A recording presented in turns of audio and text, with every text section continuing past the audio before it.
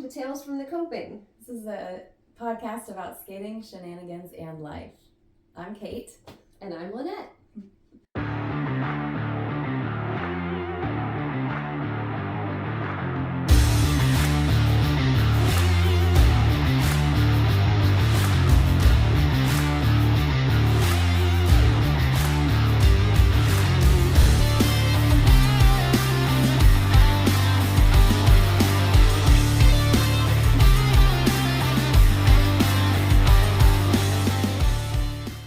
Welcome back for episode 2.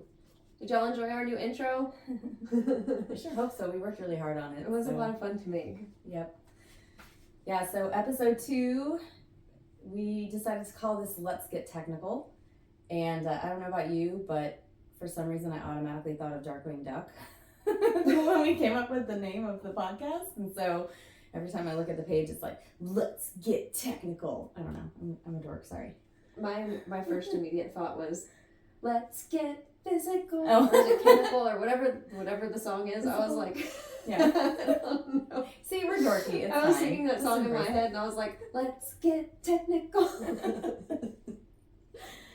So now that we've gotten the total cheese out of the way, I don't think we have. I don't think it's gonna happen. Sorry, guys. So let's talk about the past week. So Yeah. the different happenings at the ramp. We did a doubles run, We did. didn't we? That was slightly terrifying. We have more in the works. Yes. Yeah, Yeah, we'll we'll have have to convince Kate to let me do some things. So I don't usually skate on a ramp with other people at the same time, and Leanette and I had decided that we were going to stay in our panels, right? So we had 2 panels each to stay into when we carved, but I was starting next to the channel drop-in, so one of my panels was slightly cut off, and we ended up getting so close to each other that we bumped shoulders, didn't we? Yeah, I kind of Well, either way, it looked like we were playing roller derby on the ramp. did a derby move. It was pretty terrifying. Probably more terrifying for Kate. Yes, it was. Yeah, but once we figured out, once I got comfortable with okay, this person is in my area, right? Lynette's in my space. It's okay. I know, in my mind it was, okay, just put your hand out and kind of push yourself away from Kate instead of actually pushing Kate. Did I succeed at that? I don't know. I just know we bumped shoulders and my life flashed before my eyes. I was like, okay, how do I make this not be bad? No, it ended up being cool though. We did it a couple of times, and we did deck taps. Yes, so you saw that in the intro. Yep, you saw in the intro that it was not as chaotic as it felt. So that was a very cool accomplishment. Doubles run unlocked, yay! Next time, judos. Okay, I have to get better at my timing for judos. Mine are still pretty wonky. I like your judos. Oh, thanks. But I gotta remember when to jump and kick at the same time, because sometimes my timing is off, and then I land it one-footed, and there's a possible risk of wipeout, but I somehow catch myself. I have no idea. I guess because you're used to the deck taps. Yeah. Because you're coming down as if you're doing a deck tap. I've noticed. That's true. In the video, watching it back. That's true. Yeah. Okay. Well, we'll see. But what else happened? We had really high winds. On the day we were filming our doubles. Yeah. So we have a cold front that came through, right? Yeah. And it was very, I don't know. Cold front. Yeah, I know. Meaning it's 80 instead of 85. I don't know. It's summertime here already, and it shouldn't be. Yeah. But the winds were really high. There were a couple of points when we would go to set up to drop in, and the wind would push us, and it was oh, okay, I'm going to back away from the coping here. Yeah, there was one time at the wind, I set up to drop in, and my foot was still behind me, perpendicular to my other foot, and the wind blew, and the foot that was perpendicular went, woo, and I was like, yep, nope, I'm backing up. Yeah. I'm not going yet.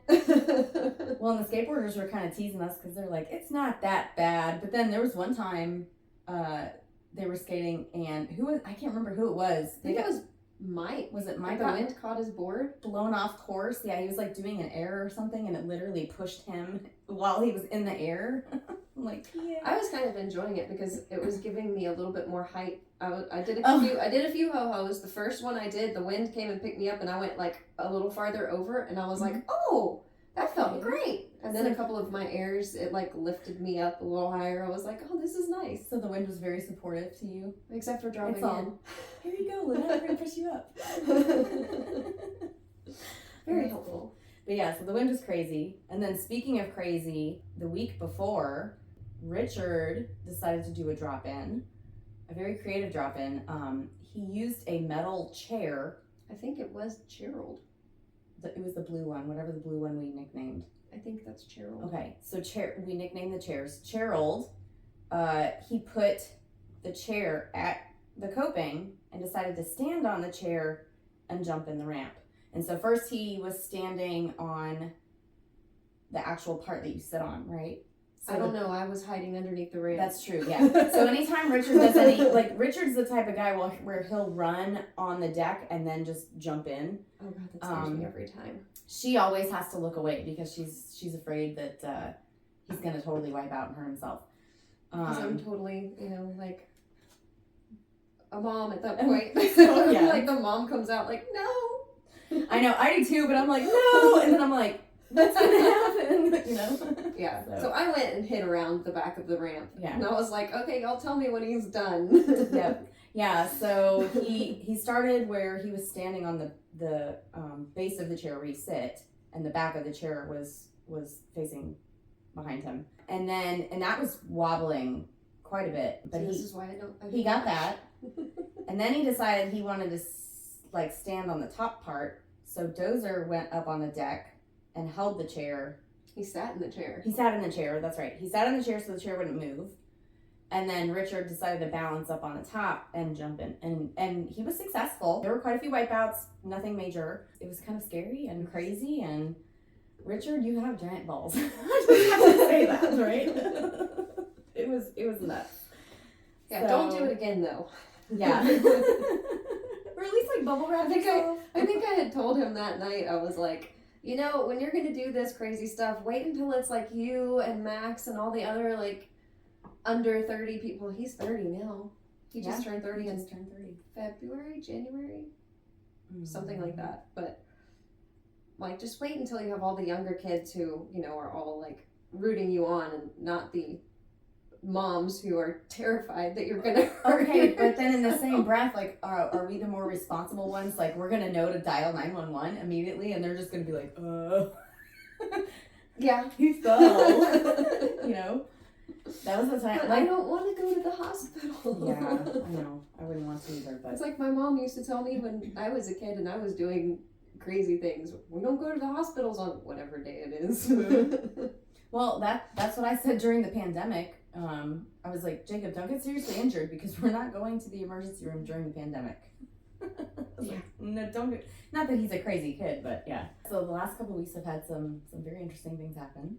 Fun stuff. Yeah. All the shenanigans. Still doing our handstands. Yes, we are. Yeah, the wind, I tried to use the wind to my advantage. The way it was blowing, I actually turned around so when I kicked up, the wind would like help keep me up. It didn't actually work though. I thought it would, but it didn't. I tried a couple that day, but my hamstrings were really tight, so I was like, I'm not going to pull another one of these. Yeah.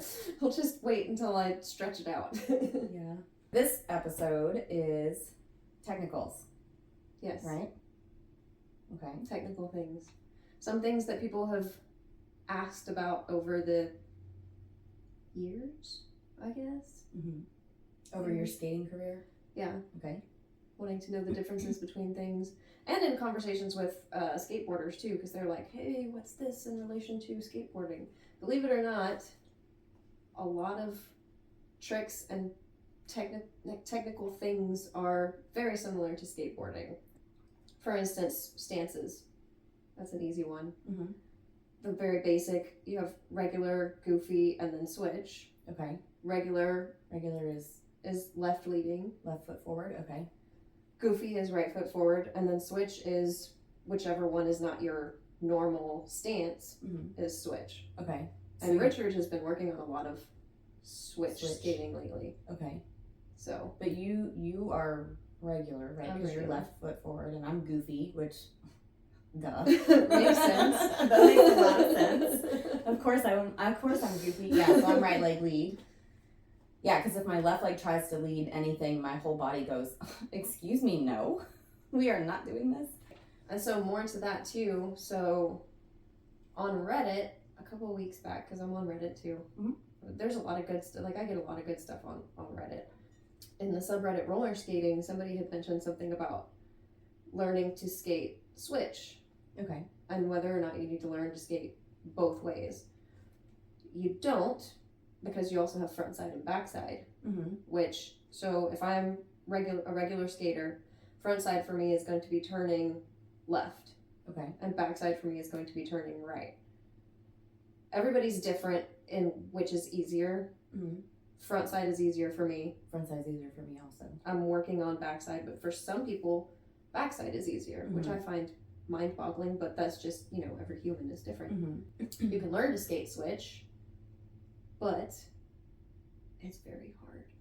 And is that also considered switch? Like, I know there's some skaters that I've seen, some in the Houston area and beyond, that when they pump, they actually switch their stance constantly.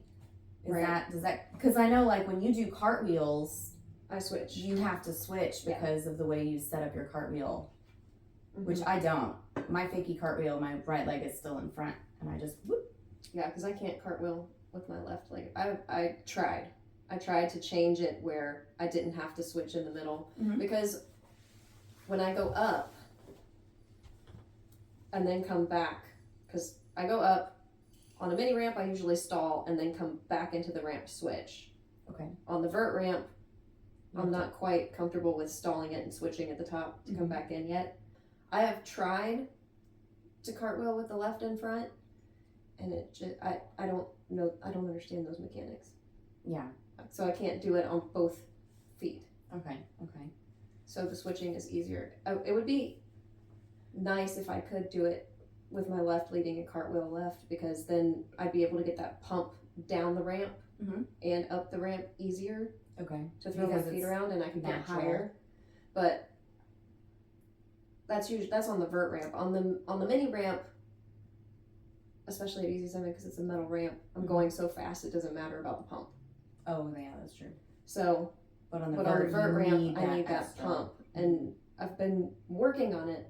I've actually gotten into the ramp and pumped just back and forth switch, but it feels so funny. It's because it's very uncomfortable for me. I don't like it. I'm used to the power coming from my right leg, and trying to get the power out of my left leg is just not the same. Yeah, you just got to do more one-legged squats on that side. Build up that muscle now. Yeah, it's still a little different though, because you're staggered. I guess I could practice like staggered squats. And basically, like a front side is basically the front of your body is facing the deck, or the coping. Yeah. Okay. That's and it's the same thing on rails too. You also have front side and back side. Front side, back side, switch. Stances, regular, goofy, switch. The switch really isn't. You can try. Okay. Good luck. Good luck. If you're ambidextrous that way, then that's awesome. Right? Yes. So you don't have to practice switch if you don't want to. Now, if you want to learn to skate either way, you can do that, but it's not necessary for what you're doing. You can always have just one lead leg. Yeah, because the skater on Reddit was asking about, do I have to do this? And I got on there and told them, no, you don't have to. Well, yeah, because you're still going to be doing this. You're going to be doing the same stuff. You just have to learn front side and back side to be able to go the different directions. And I think that's what they were more getting at. Okay. Rather than... And it's kind of a style thing too, right? Like, if you're comfortable with doing that, because I guess if you are comfortable with going switch, then it can really, like if you're getting into a situation where you're not sure what you're going to be doing, it doesn't matter because you're going to have like an exit strategy anyway. I guess, I don't know. That was just kind of my thought. It's like if you accidentally do something you weren't planning, you can still catch yourself. I don't know. That comes with learning falling. That too, yeah. Those exit strategies really do come with learning how to fall. Yeah. Because they've been being neurotic like me and wanting an exit strategy. You become cat-like. Mm-hmm. Although there are some falls that you just can't escape. Mm-mm. Okay. It's like you're in the air and you're like, well, this isn't going to go well. Yeah. Oh well. I've had a couple of those. Okay. There's also one thing that I see all the time. Mm-hmm. Grinds and slides. Okay. Where people use the terms interchangeably, and they're not interchangeable terms. A slide is on your plate or your slide block, whatever you have there. Yes, you can slide on your plates. It's not easy. It's a lot harder because of the depth, which is why we add a slide block to our skates, because that way you don't get wheel bite. Then when you get out of whatever, like sometimes, so I use 62-inch wheels on my skates because I skate vert. Yeah, same. If I was to try and slide on the coping with 62-inch wheels, it's literally going to be just my wheels. Like my plate is not going to touch the coping. Yeah. So you add a slide block so that you can slide. Mm-hmm.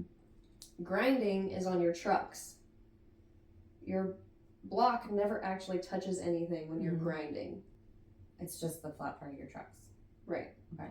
And you can get grind trucks, which are actually the wider trucks, really.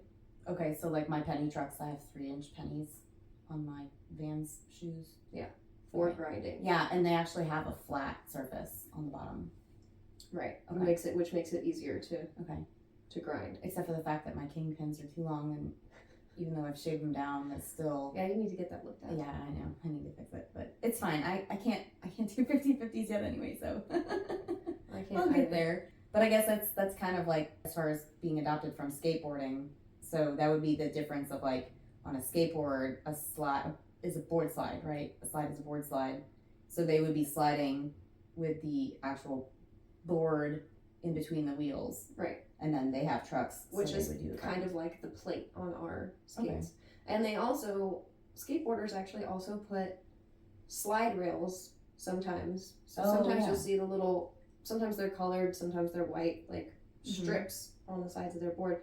And that helps with, especially like if they have a graphic that they really like. Oh yeah. Keeps the graphic from getting scratched up. Mm-hmm. And it makes their slide easier because just like with the slide blocks, it's a plastic. Mm-hmm.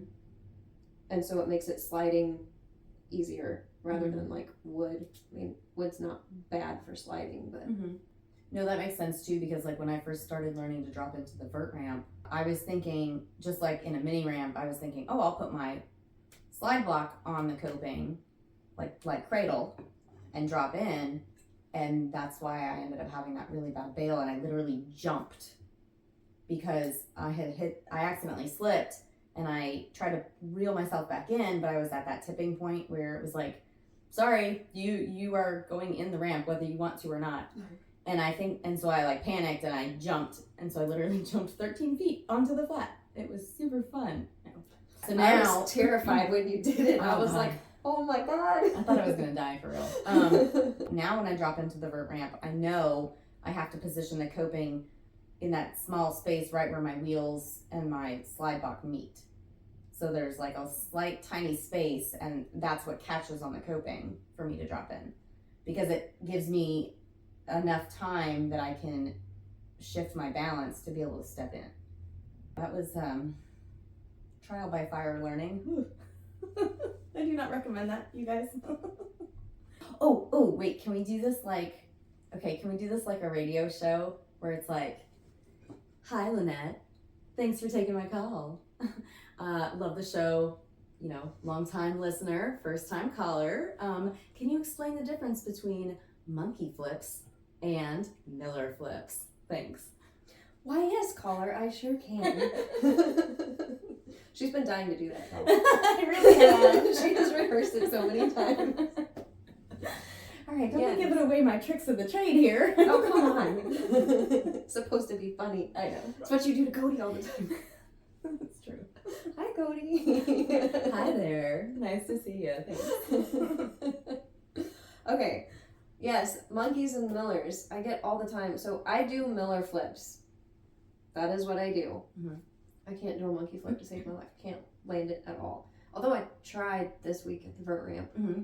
Yes, you did. I think it was on the windy day. Yeah. And you landed. And I got closer. Okay. I could actually feel it. Because I haven't done a monkey flip in... Ever. 2 years. Mm-hmm. Well, attempted. Mm-hmm. I don't think I've attempted one in 2 years. Because I'm like, whatever, I'm never going to land this trick. So, miller flip. You go up the transition. You are throwing your body back and twisting in a miller flip. So, back with a twist. Okay. In a monkey flip, it's almost as if you're cartwheeling sideways. Okay. On the ramp. Okay, no, that makes sense because I've also heard people call it a banana flip. Like a banana shape, right? You're going up the transition and you're carving into it, throwing your hands the way you're carving and your feet over. Yeah. And just there's no twist in it. And I did try to learn monkey flips. I think it was back in the summer of 2021. There was one time where I was at North Houston and literally for an hour I literally just threw myself against the wall in the island bowl up front.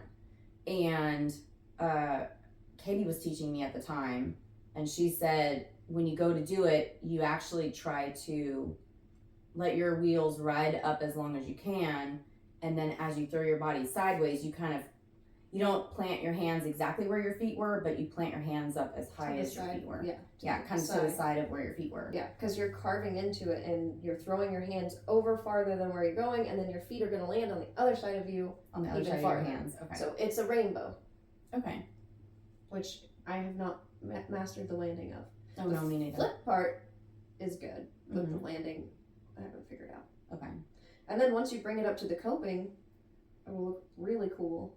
See, and that to me it seems less intimidating because I've attempted monkey flips before.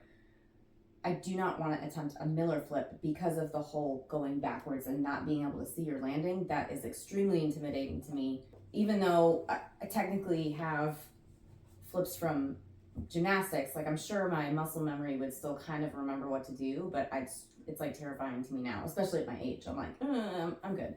Right. For some reason, doing an invert, so an invert is you literally skate up and you try to throw it as high as you can, but you skate up, and as you're going up, you turn and put your hands down, and you're basically your hips are facing the coping.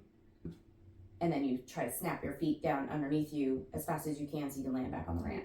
Come back forward. That's way less intimidating because I can see it the whole time.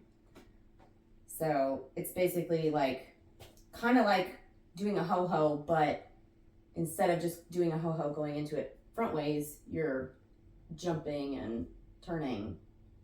Yeah. But it's because you're turning forward. That's less scary to me than a miller flip where you have to go backwards and twist. That's terrifying. And so when I started learning miller flips, I did what I call the baby miller. I don't know if it actually has a name, but I call it the baby miller flip. And it's, you go up and you're actually planting your hand before you shoot your legs over so that you can get that motion. Okay. But then the next step is actually throwing it. Okay. That's hard to get to. And one day I just went out to Easy 7 and I said, fuck it. And I threw it. Oh, wow. Okay. The first one I like, because you'll go upside down and normally, because you're not used to the throwing and going over and all that stuff. So the first one I went up, I threw it, and then I hit my hip into the ramp, which happens, that's, on a miller flip, that's usually the way I bail. Like, if it's not going right, that's usually how I'm going to hit the ramp. There was one that I did last July or something at HVR, where I went up and my brain shorted, and it goes, hey, are we doing a miller flip or a cartwheel? And it did this while I was upside down. Oh, jeez. That's yeah. Mode. I went down straight on my head. Oh, I remember that one? day. Yes. Yeah. Because I went into mom mode on you, and I was like, ugh, freaked out, and yeah. Yeah, my brain shorted. And we made you stop skating, and yeah, all of that. Yeah, I didn't skate the rest of that day, but okay, that's on the vert ramp most of the time, and that was because my brain went, oh, which trick? What are we doing? Yeah, which trick? Yeah, don't you just love when your brain kind of throws you for a loop that way? When you're trying to do a loop. Yeah, it's great. That is the difference. Okay. Between a monkey and a Miller. One is sideways, one is backwards with a twist. Okay. And a Miller flip is kind of the preparation to getting to a backflip. I haven't gotten brave enough to try the backflip. Full backflip. I need to invest in a mat. Well, so I was going to say, if we had the chance to go to Moxie Skate Camp this year, Moxie West has that resi ramp, and Estro actually taught a backflip class, which that was really cool. Right. I think East also has one. Okay. I want to just take a weekend and go up to East, because you can do that. You can just like rent out a cabin and go for the weekend, and it's only a couple $100. Whenever they have the open ride weekends or whatever. No, I think you can just go. Oh, on East you can? Okay. Yeah. I know on West they have like certain weekends that are open to the public, because they do a lot of camps, like East does a lot of camps too, but I think you can just rent a cabin and go for a weekend. That's cool. So that's on my list to do sometime this year. Just go to Woodward East, because I want to get on that mini mega. Yeah, that's really the reason I want to go. Like, graduate from vert to mini mega, and then maybe mini mega is how tall? I don't know. Oh. It's not quite as tall as a mega. Mega, because the mega ramp is 20. Between 20 and 30, depending on the size of the mega. But I think the mini mega, it might be 15 or 18 feet, maybe. It's a really cute ramp. Yeah. If you can call something that big and cute. Yeah. Different ramps. Mini ramps, vert ramps, different transitions from mellow to, what would you call steep? Not mellow, steep? Yeah. Okay. Mini ramps are usually anything under 7 feet. They also have, they call them micro minis. I think like the Eastwood ramp would be like a micro mini. It's only 2 or 3 feet tall. It's 3, I think. It would be like a micro mini. Because Collins, I think, is 4. I have a ramp so that's supposed to be for my living room, and it's only 2 feet tall. But it's definitely. Oh, I remember. Oh, that thing is so much fun to skate. Because the flat is so small that you could just launch off the other end. Yeah, but what if you like launch into a window? Whoops, sorry. Well, it's not set up right now. It's just in the garage, just. Oh, okay. In 2 pieces, just sitting there, and I'm like, when we get to the rainy season, I'm gonna need something to skate. Yeah, right. Yeah, so you have micro minis, mini ramps. So I think a micro mini would probably be anything under 4 feet. Once you reach 4 feet, it's more of a mini ramp. Okay. And then 8 feet. Some people start to add some vert, whether it be a tiny little bit or whatever. Up to like 10 feet, 10, 11 feet. You have like a true vert ramp. Yeah, and a lot of like backyard vert ramps are usually about 10 feet, right? Because you can do a 9-foot transition and then 1 foot of vert if you want. And the flat is usually short. A 10-foot ramp is a lot of fun to ride because it's so fast. And then usually you only have that 1 foot of vert, and so you can use it like a mini and kind of launch. And because it's so fast, you can actually get a little bit more height if you really put your mind to it. No, that's true, because Isaac's ramp in Austin is that size, right?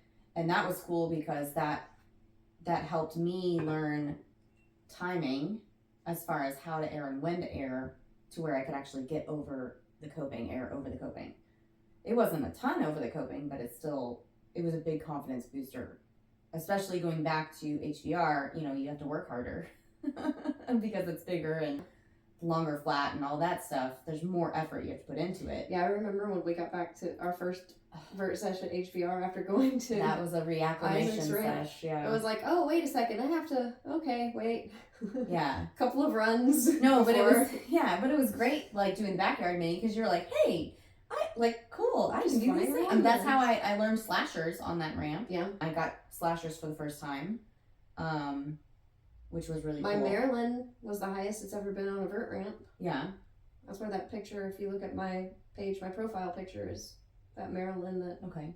Joe took. Mm-hmm. Definitely, once you like skating a 10-foot vert is a lot easier because of the way the mechanics of the ramp are than if you go to something like HVR, which is 13 foot with 2 feet of vert at the top. Well, 13 foot total. So it's 11 foot transition, 2 feet of vert at the top. And the flat is a lot longer. You really got to work hard to do that, which I think is important to kind of talk about because, you know, there's like vert ramps all over the country and even all over the world. And there are some people that are totally killing it, but they might be skating an 8-foot vert, which is a huge difference between an 8-foot vert and a 13-foot, you know, because of the level of effort and all of that. You remember last year when we went out to Brenham? So he has a mini vert. Yes. Because that one is 9 feet? I think it was 8. Was it 8? Yeah. It had like 6 inches of vert. So yeah. It was definitely a mini vert. And had pool coping on the vert side. Yeah, which was pretty cool. That was interesting. Yeah. I like the pool coping. That actually helped me get over my fear of pool coping. So now when we go to North Houston, I don't mind dropping into bowls with pool coping because I had done it out at Brenham. He had like a 6-foot mini ramp. Right. And then and then he had a micro mini on top of the. Oh yeah, I forgot about that thing. Because remember Mason dropped it was only in like 1 foot. Yeah, Mason dropped into the 6-foot ramp and then he launched out onto the, what was it, like maybe a foot or 2 feet? No, it was less than that. It was like a foot. But I think it was like just maybe a foot and a half. I don't know. It was not very big. He dropped into the 6-foot ramp and then launched himself up onto the other side of the deck where the micro mini was, hit that and got in and then jumped back into the. It was really cool. I have a video on my page of that skate trip to Brenham. That was a fun day. So that was fun. We need to go back out there. We need to go back out. Cody, Mike, you guys We're put that on the planning a trip. calendar. Yeah, maybe after the pollinating happens. Did we go during the pollinating last year? No, we might have gone in May. I just remember it was really hot. Well, okay, Mm-hmm. that doesn't really give any kind of timing, but it's hot here all the time. yeah, we'll have to go back and look. But yeah, we have one season with glimpses of other seasons. I know that's the big difference between and then smaller vert and a bigger vert. Then you also have the transition type, which normally on vert ramps, it's not really different because it's a vert ramp, so your transition is usually going to stay pretty much the same. Are you talking in like the degree of steepness? Right. Okay. So you have mellow transitions, which to me are harder because you have to put a lot more work into it. One that comes to mind is League City. Have you ever skated at League City? No. Okay, well, League City has this like horseshoe thing, and it has kind of like a mini ramp in it. Okay. It is so mellow, like beyond mellow. Oh yeah. I think it's 3 feet tall. It might be 4 feet tall. Okay. But the transition's so mellow, I can't really tell. And then they have a part of it that's like they added a foot. Like it was all even, and then somebody went in and added a foot, and to try to make it more pretty janky. Ugh. It's really janky. Yeah. But that transition is so mellow. Every time I go out there to skate it, it's hard. It's hard to do anything. It's really hard. Yeah. And then they also have where the coping is, the way they put it in there, it's like it's sunk in to where it's even with everything. So you're not actually really on the coping. Okay. It looks like coping, but you're not, when you really look at it, it's almost like they covered most of it up. And so you just have this little piece of, you can't really do anything on that. Oh, that's annoying. It's not the best. Okay. Wow. Their street section though is pretty awesome. Okay. Which is most of the park. Most of that park is street. Okay.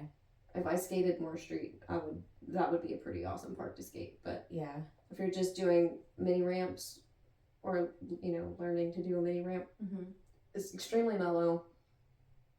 I would honestly go to Eastwood. Yeah. And it's because it's concrete too, which makes it even harder. Oh yeah, because concrete slows you down. Oh yeah, and that's the other thing too. For skaters who are more in the beginning stages, the surface of your ramp or bowl makes a difference in how it's going to feel. So concrete is very sticky, I guess is how you could say it, very slow. So you want to have harder wheels on concrete than you do say on like metal, because metal is very slippery. So if you have hard wheels on a metal ramp, especially if you're a beginner, you're going to feel like you are out of control because it's going to be too slippery. Yeah, you're going to be sliding everywhere. Yeah. Now veteran skaters can have slippery wheels on a metal ramp, and it's not that big of a deal because they've been skating long enough that they understand how to respond. But for a beginner, a lot of times, because I know I get asked that question a lot, is what kind of wheels do I need for the park? A lot of people think you need outdoor wheels. It really depends on the surface. If you're skating outdoor wheels on concrete, it's going to be very hard to carve or pump because you're basically fighting the two surfaces against each other. Because a soft wheel is going to absorb its surface, whether, and then with a hard wheel, it won't. And to that point, when I started skating park, well, my first set of skates had derby wheels on them. I think they were 93s. Yeah. But then I got the Moxies, and they just had the gummy wheels, the 68-inch 78A gummy wheels on them. I skated those wheels for 2 years before I changed anything else. And as soon as I changed, it was like night and day. I think I went from the 78 to like a 92. And it made such a difference. I was going so much faster. Yeah. But after working in the gummy wheels for 2 years, working on all my tricks and everything, it made it so much easier to do the tricks. But again, I had been on those for 2 years before I switched. You put in the work on the more difficult wheels to skate in. So you built up that muscle memory, you built up that endurance. So then we got on the faster wheels. And then I put the faster wheels on and I was like, oh, I didn't need to be putting in that much work. That's funny. Well, and that's like the first time I went to the skate park was back in 2016. Because I remember there was one day where we were having derby practice and the air conditioner broke. And it was really hot because we used to practice inside a indoor hockey rink, and it was in a big metal warehouse, right? So if the air conditioning was out and it was 100 degrees outside, it was even hotter inside. So it literally was cooler outside than it was inside the building. And it was it was like on a Sunday or something. There were maybe 6 or 8 of us that day. One of the Sunday practices. And so T actually... Yeah, I remember because I wasn't there for that one, and all y'all went to the skate park, and I was like, "Aw." Yeah. So T was like, well, hey, let's go down the street to the skate park because it's outside, it's cooler, the wind is actually blowing, it's going to feel cooler. Let's go play around. It'll still be an endurance practice because you got to learn how to pump and all that stuff. And so she took us out there, and we were all in our derby skates. So again, like you said, I think my wheels were like 91 or 93. But they're bigger too. Oh no, derby wheels are bigger. Derby wheels are bigger.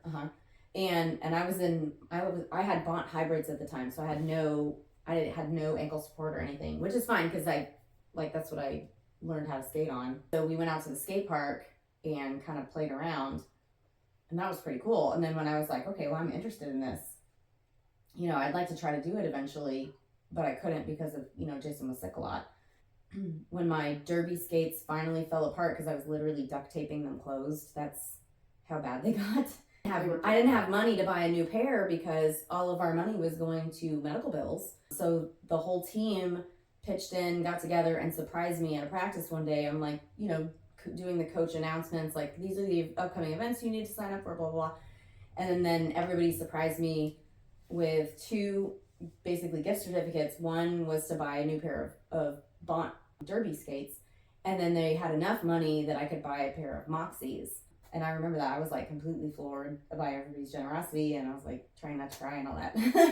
It was really cool. It was really, really cool. My team really stepped up for me. It was a good moment to watch. It was very good. Yeah, I was shocked. So that's why I ended up getting a pair of Moxies to start park skating. And T put 101 wheels on. Oh. The roller bones. I actually still have that pair of wheels. They're roller bones 101s. They're 65, so they're big. 65. Oh, wow. Yeah, they're really big and really fast. 60. See, for park wheels from Rollerbones, they don't make them any bigger than 62. Oh, maybe they're 62 then. Sorry. Just kidding. Well, I mean, they could be 65. I don't know. They're really tall, and they were 101s. But I mean, the only park I was gonna go skate at was North Houston, which is all concrete. So it didn't really, like if I would have started out on like a metal ramp, I would have died, absolutely died, because that would have been way too fast for a beginner. Yeah, it took a lot of time to get used to, because I've gone through. Okay, we'll start with Easy 7 is the park I skate the most. Mm-hmm. Besides the vert ramp, which doesn't really count as a park. It's the vert ramp. Mm-hmm. Easy 7 is the park I skate the most. It's all metal ramps. And throughout the years, changing my wheels, they've continually gotten harder and harder. Mm-hmm. For a while I was doing a lot of street skating. Mm-hmm. So I was looking for a hybrid wheel that I could take mm-hmm. to Jamel Skate Park mm-hmm. and then leave the park and go downtown to do a street skate, like hit all the spots down there and do whatever. So I was looking for a good hybrid wheel, and then I didn't find one that I liked. I never found. Did you ever try the poisons? No. Okay. I tried all kinds of stuff though, all kinds of wheels. I never found one that I really liked. Okay. I wanted something smaller, like a 53, 54, mm-hmm. and around 90, 91. Mm-hmm. And I just couldn't find it anywhere.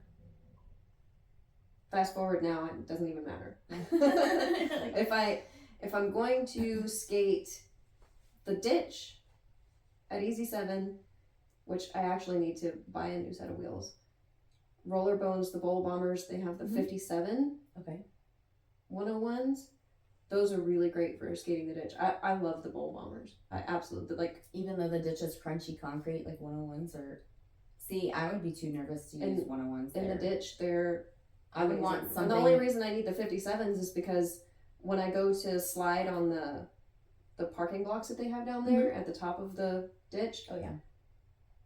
I have to have the smaller wheel to be able to get the block onto the parking block. And also so you don't get wheel bite. Exactly. That's what I need the 57s for. Because to take the 62s down there, while they'll still be good riding around, I can't do any slides. That's why I haven't skated the ditch lately, because I don't have the 57s yet. I need to order some. Yeah. Well, I need to get another skate setup going. Yeah. So the different styles of skating. Street, park, and vert. And usually 2 of those will overlap. Street skaters will do park skating as well. And vert skaters will do park skating as well. So park is a good middle ground for everything. Right. And like I said, I used to do a lot of street skating. Yeah, actually, that was one thing I really admired about you when you first started. You were like jumping on and off things, and you were jumping gaps, and it was just amazing to me, because I was like, how, I'm like, that's a really big gap, and you're just jumping across it like it's nothing, I loved to jump things. Yeah. That was my motto back then. Jump just everything. Jump shit. Yeah. And Leanette sits on benches. Well, that was a little bit later. Oh, okay. But during that era at the same time. Yeah. I did a lot of street skating. It's funny now because I see everybody is getting into street skating, and I've started skating vert, and it's like, I did that years ago. Yeah. You're like, been there, done that, bought the t-shirt. I was all about that life back then, because everybody would want to go to the park, and I'm like, but I want to go downtown and skate the street spot. Yeah. Let's find a street spot. And I remember, when was it? I can't remember if we were down there for a parade or something else. It wasn't a parade. Maybe it was when they were doing those, I can't remember who it was, Cigna maybe, that would do the Sunday streets. Where they would it was really cool. Like, they would shut down an area in Houston. They would shut down a couple of streets to traffic. Like, no cars could drive on it. And it was like walking, biking, like basically like trying to get the community to be active outside. And discover new things. businesses. They had, and they had like Zumba and all this. They had like a stage playing music and stuff. And we would go street skate because it was like, heck yeah, we can go skate on the road and there's no cars. And there was one time you forgot to swap your wheels before you went, and you had 101s. Do you remember that? Was it during that, or was it during a different thing? I thought it was during that. It might have been. I don't know. Time blurs when you get old. But I just remember that you had your 101s on, and you were like, oh crap, I forgot to, because I like using luminous wheels as my outdoor wheel, because it's like, I think it's like 78. So I was skating on luminous wheels, because also too they light up and it's really fun. And yeah, you had forgotten to swap your wheels, and so we're skating, and there were parts that were crunchy concrete, and by the end of the day, you're like, my feet hurt so bad because it was like. I think I had 99s at that time. Something like that. I just remember they were hard wheels, and they like you could hear them, like it sounded like a skateboard skating next to me, but it was Leanette. It was terrible on her roller skates. It was so terrible. Yeah, and her poor feet were aching by the time she was done. So, yeah, never again. Never again. I have a whole different set of skates for that. Yeah, right. Yeah, now you have your street. That's my cruising setup has some 78s. Yeah, they have 78s on them. But yeah, they're luminous wheels. So street skating back then. Well, I'm talking about street skating, going and skating spots. Yeah, you find a hybrid wheel. Mm-hmm. You can not only skate down the street, even if it's crunchy, but you can also, they're small enough where you can, slide on things or grind on things. But yeah, there's differences between the street skating and park skating, which park is usually either mini ramps or bowls. I think, most parks have a street section too. They do, yeah. So I think most of it is, your street skaters will skate park. But they'll go to the park, and they can also play on transition, but they can also work on all the street stuff. Yeah. And it's the same with vert skaters and going to the park. You can play in bowls. Mm-hmm. If you want to do a little bit of street stuff, you can do that. Mm-hmm. Some of the parks here have vert. Yeah, here in Houston, they have a couple. The Texas Bowl is 10 foot. How big is the Jameel vert? 12. 12, okay. Yeah. It's 12 feet, and it has 2 foot of vert. Okay. And it's concrete, so that's the difference too. And the flat compared to HVR is much shorter. Shorter, yeah. So I remember that. I remember that it was faster. It's faster, but it's concrete, so it's slower. You have to work harder. It's like counterintuitive. Faster and slower at the same time. Well, but that's that's definitely something if you want to get into vert skating. Skating in a bowl that has some vert in it is a good way to kind of get used to it before you fully transition into vert. With street skating and some of the park skating, you get very technical on your different things, right? Because you do a lot of slides, grinds, grabs, all of those things, and you have to be very precise in what you're doing. If you're doing slides and grinds, mm-hmm. those, especially as you learn tricks, mm-hmm. those get extremely technical because you have to have perfect balance and precision in placing your skate where it needs to go, mm-hmm. whether it be on the block, on the truck, mm-hmm. or even on the toe stop. There are some people who will do, I don't remember what the truck is called, but they'll take their toe stops out and slide across the rail or the coping just on there too. Max Mead does it. I was gonna say Max Mead, I know, does that. Yeah, it's really cool. That is very cool. I think Jaquan might do something similar. But you can also bring all those tricks to the vert. Yeah. Oh yeah, Jaquan skates vert like a mini ramp. It's amazing. He does skate it's so amazing. If you're not following him, you have to follow him. He is my vert goals forever. He's my inspiration. He's been skating his entire life. Yeah. So. Yeah. I doubt I'll ever be that flowy. Once you got 20 some odd years of yeah, literally doing every single everything discipline of skating that there is, mm-hmm. because he's an extremely well-rounded skater. Oh yeah. He's probably jam skating, street skating, vert skating, park skating, like every type of skating. Did he play roller? I think the only thing he may not do is like speed skating. Yeah. But I'm sure he would know how. Jaquan, if you do speed skating and we don't know about it, please let us know. Let's race. I'm just kidding. No, he's like, you know, in the first episode I said, okay, locally, like Aaron is a very flowy skater. Jaquan is like, he's literally liquid. He's like the Bruce Lee of skating. That is a great description. He is the Bruce Lee of skating because he is motion. It's so beautiful watching him skate. Yeah, his is all flow. And I would argue he's probably one of the best roller skaters out there because he can do very flowy things, but then he can also do very dialed in technical things, and he puts a ton of steez on it, and it's just amazing. So yeah, sorry, I'm over here like she's fangirling. Jaquan's fangirl. Yeah, he's just amazing. I could watch him skate forever because it's just so beautiful. Okay, anyway, let's keep going. We've skated with him quite a few times. No, yeah. Oh, and that's a great thing too. He's the most approachable person ever. Like he's not, you know, like okay, I don't know if everybody else has experienced this, but a lot of times, like if you meet a skater, sometimes and it's not just roller skating, like I'm sure it happens in skateboarding too, where once a skater has reached a certain level, it's not that they're snooty about it or anything like that, because it depends on the person. But I know there has been in the past where people are like, oh, well, you're just a beginner, like I'm better than you, you know, and they kind of have that initial, like they're unapproachable. I'm the type of person that I don't care, I'll approach you anyway. Because I'm not worried about looking dorky or, you know, awkward or whatever, because hello, that's just who I am as a person. It's like once you get to a certain level, it's like you kind of, everyone else who's like beginner is kind of like background noise to you.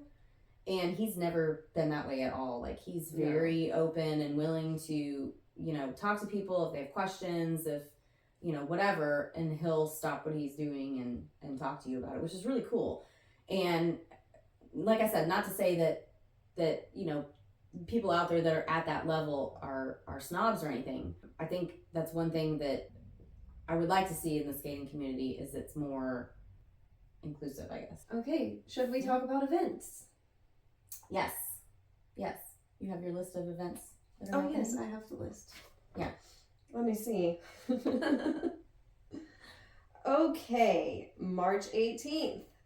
We're still reminding you about this. The March Meltdown at Houston Vert Ramp here in Houston. That is on March 18th.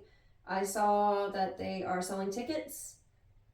Okay. So at I Am Johnny Hash's Instagram, I believe there's a link to get your tickets. I think they're $10. Okay. And yes, we can skate. Ooh.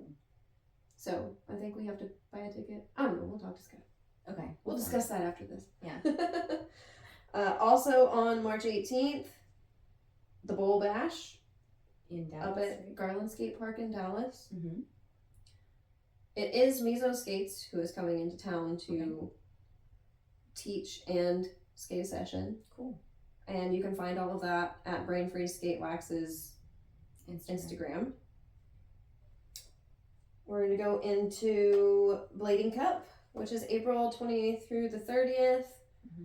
We discussed a little bit about that on the last podcast, so if you haven't listened to it, go back. Mm-hmm. Again, that's April 28th through the 30th, Blading Cup, which is also a quad cup. March 26th, here in Houston, there's a Screwed Up Skaters meetup at Eastwood. Yes. 10:30 in the morning. Okay. So 10:30 to whenever. Eastwood, for those of you who have never been there, or if you plan on coming into town for that weekend for whatever reason, any reason, it is a micro mini and street course. Mm-hmm. It's a nice place to go and learn tricks if you're trying to learn things on a mini ramp. And it's actually a very good learning ramp. Covered in skate light, isn't it? Yes. Okay.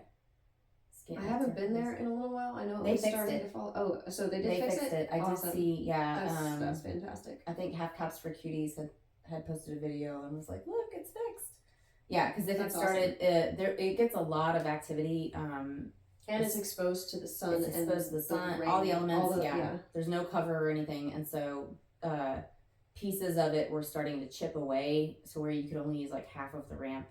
And then finally, the city was like, "Oh, I guess we'll fix it." So yeah. So March 26th, Screwed Up Skaters Meetup. That's all wheels welcome. Skateboards, rollerblades. I believe I've never seen any BMXers out there, but I believe they're allowed out there. Yeah, and roller skates. I think it's a little small for them to really do much. Probably. It is pretty small. It's too mellow, but. Next up, I want to tell you all about Skate Laborious. So, the first Sunday of every month, they're doing their volunteer day. So you go there, put in a little bit of work, and then you also get to skate. So we want to see this stay alive. So if you don't know what Skate Laborious is, it is an old church in St. Louis that was bought by some guys and transformed into a skate park with lots of art and stuff. Local art. It's really cool. So we want to keep this alive because one day I want to go and skate it. I want to go skate it too. It's on my skate bucket list. We'll have to make plans to go on like the first be there the first Sunday of the month one time and help them refurbish do some volunteer stuff and skate it. Yeah. So keep an eye on their page. It's at Skate Laborious, SK8 Laborious. They do this every month. Actually, can I interrupt really quick? I know, just to do a quick plug for something in Texas, 4 Down and in Dallas also does something like that. I think they call it Grill and Chill, but then they will. I think that's every week. That's every week, but yeah. So 4 Down is kind of like a community hub. They have, skate ramps and a vert ramp there, but then they also collect food donations. They have gardens. So it's very much community outreach. They're trying to create a safe space for like kids to go after school and stuff like that. Trying to feed the homeless. They're trying to help feed the homeless. I mean, they're doing some amazing stuff. If you don't know anything about Dallas, 4 Down is located in a very run-down neighborhood. There's a lot of homeless people around. So I think they've purposely located it there so that they can do this community outreach.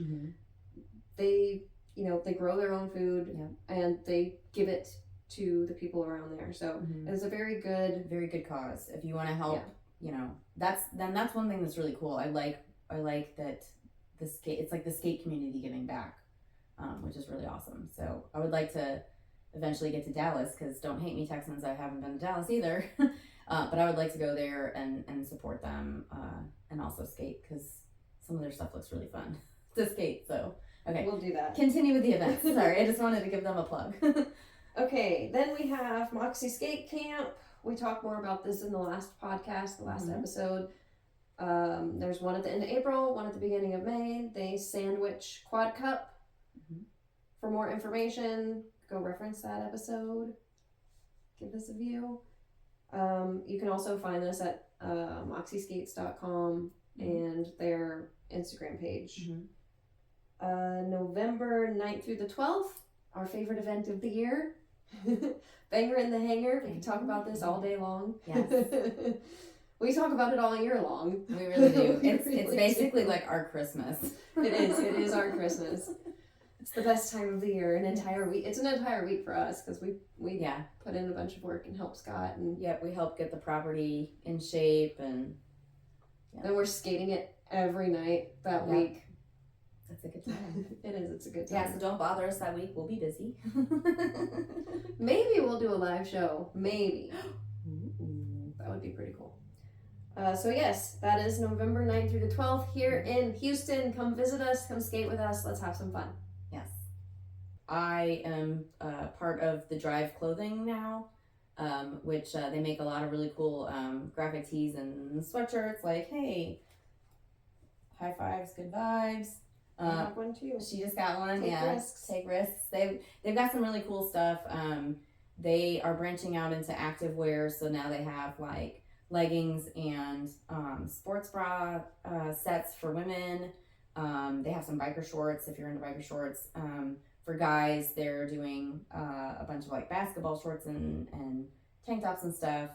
And they're really cool. So you can shop through my link, which is thedriveclothing.com/altercation1053. If you don't know how to spell altercation, you can go look at my Instagram page. Where she also has the link up, so just click on it. Yeah, it's basically Alter, Kate, and then Shun, Tion. So yeah, give them a follow and shop, get some really cool gear. I am on the Tutia skate team, so shout out to Missy and Icebox. Hi! Don't forget to go and support them. Tutias.com, I believe. I have a link in my profile on Instagram. I'll probably put it all kinds of other places. They're going to be making team announcements soon. They may have already made them by the time you see this. I'm not sure. But go support Tutias. And I think that's it for this episode. Yeah. Don't forget to like, comment, and subscribe. Yep. Turn on those notifications so you don't miss an episode, because I'm not telling you when it's dropping. Yeah, Just right. kidding, We're totally going to tell you. you. But we also want to thank everybody for the support so far. Dropping our first episode, we got an enormous amount of feedback of people who were just excited for us or happy or, so we're hoping that we can entertain you guys for a little bit. And I, for one, was extremely nervous before that one dropped. I was too. Yeah, I was too. Well, I mean, it's because we were in a vulnerable position, putting ourselves out there for the first time, right? Obviously, there's a few things we need to still work out, technical wise, because, hey, remember, we're new at this. We kind of suck at it, but we hope to get better. So we do want to make sure that we're fixing some of the technical things to make the quality of everything better. But yeah, we hope that you guys will stick around with us as we make our improvements. Yeah, and we'll still bring this level of humor. So I don't know if it's humor more. It's okay. At least we're not it's like our humor. At least we're not like Marshall Erickson on How I Met Your Mother, where he just stands up there and talks about different types of fish. Fish are weird, right? Bass. I say again, bass. Okay, we're not that bad. Trout. We're okay. That one's funny. No. Wait, what was the other one? Mackerel. I don't know. That's it. He did do mackerel. He did. Okay.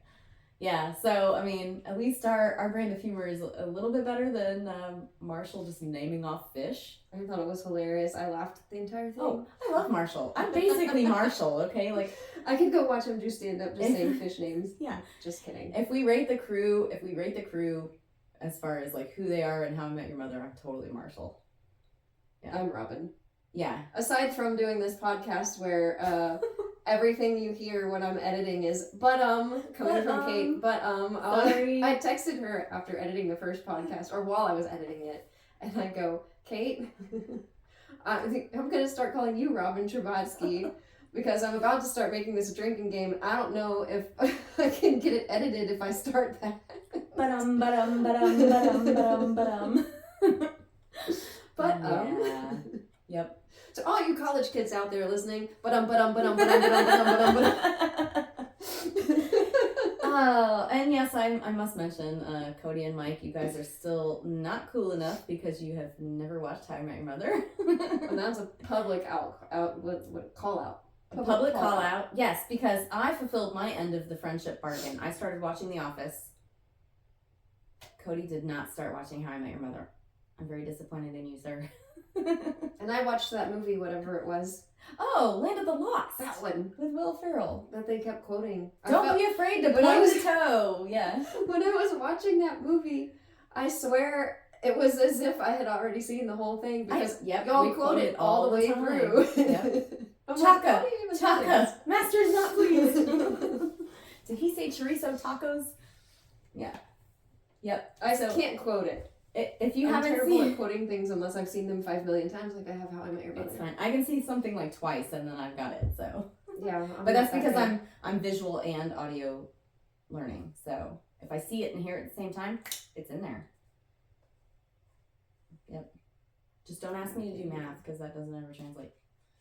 So okay, but yeah, I think that's it. So I'm gonna remind you one more time: like, comment, subscribe. And come back for the next episode, which will be dropping. I'm not telling you. Bye. Bye.